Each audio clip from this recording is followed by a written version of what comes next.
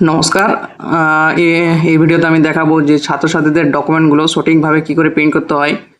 তো এটা একটা ছাত্র আমাকে পাঠিয়েছে। এখানে দেখুন 15টা পেজ, এটাতে দেখুন 19টা পেজ, এটাতে দেখুন 16টা, তারপর এটা 21টা, তারপর এটা 23টা, তারপরে 17টা, 19টা। তো এরকম অনেকগুলো ডকুমেন্টস প্রিন্ট আউট করতে হয় ছাত্রছাত্রীদের জন্য। তো এবার আপনার কাছে আছে এরকম সিঙ্গেল সাইড প্রিন্টার। তো এবার আপনি কি একটা একটা করে পেজ প্রিন্ট করবেন, তারপরে আর একটা বোথ সাইড প্রিন্ট করবেন না, আপনার একবারে হয়ে যাবে সমস্ত জিনিসগুলো। তো এটাই আমি আজকে লাইভ দেখাবো। তো ধরে নেওয়া যাক আমি প্রথম যেটা আছে, এখানে আছে 19টা পেজ। এই 19টা পেজের আচ্ছা পাসওয়ার্ড কি আছে এটার, EPC1। আচ্ছা আচ্ছা EPC1 এর আছে এটা পাসওয়ার্ড।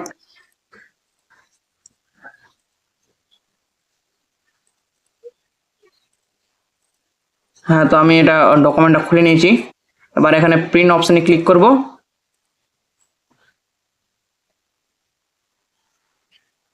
আচ্ছা, এখানে ওই অপশনটা আসবে না, ডাইরেক্ট আমরা ফাইলে ইয়েতে চলে যাব।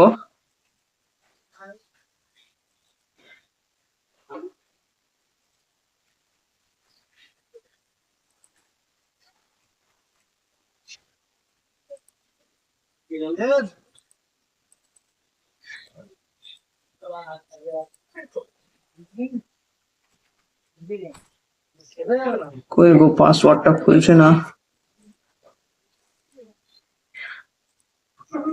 আচ্ছা, আমরা ভুল ডকুমেন্টস হয়তো ওপেন করে নিয়েছি। এই অপশনটা যে অ্যাডব অ্যাক্রোবেট যে আছে এখানে কাজ করবে। আচ্ছা, এই যে EPC1। তো আমরা এটা খুলে নিয়েছি। খুলে নেওয়ার পরে যে এখানে প্রিন্ট অপশনে ক্লিক করব। প্রিন্ট করার পর এখানে দেখুন যে অল আছে, অলের নিচে ঠিক যে অপশনটা আছে মোর, এখানে দেখুন ওড পেজ আর ইভেন্ট পেজ। তো এখানে আমরা প্রথমে ওড পেজ অনলি দেখুন 8টা পেজ হবে। আর তার ঠিক উল্টা সাইডে যেমন বইগুলো যেমন উল্টানো হয়, ফার্স্ট, সেকেন্ড, থার্ড, ফোর্থ, ওইভাবে। আর এখানে আমি এটা প্রপার্টিজ A4 সাদা কালো, ওকে, এটা অটো, ঠিক আছে। এবার এখানে দেখো প্রিন্ট মারবো।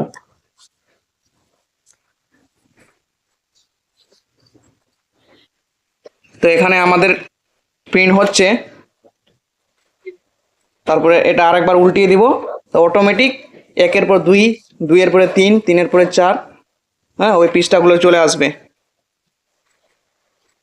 তো এখানে মনে করুন মানে 16টা পেজ ছিল, সেক্ষেত্রে যদি 50টা পেজ থাকতো PDF বা 70টা, তাহলে অনেকটা সময় লাগতো। তো এটাই হচ্ছে সঠিক পদ্ধতি।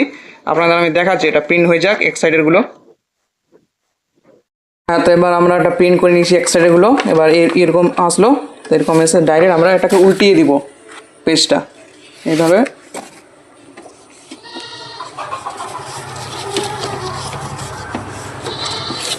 আচ্ছা, মোবাইলটা ধরে আসি তো।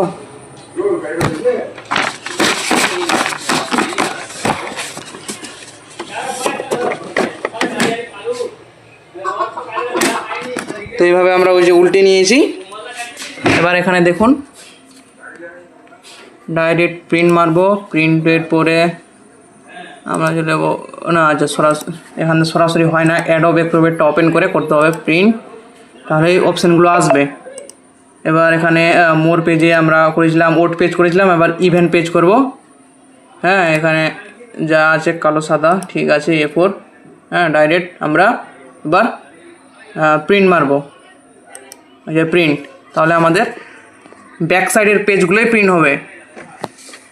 হ্যাঁ, আমরা এটা প্রিন্ট করে উল্টে নিয়েছিলাম, এটা প্রিন্ট হচ্ছে। এবং প্রিন্টের পরে পেজগুলো ঠিকঠাক হয়েছে না হয়নি ওটাও আমি দেখাবো।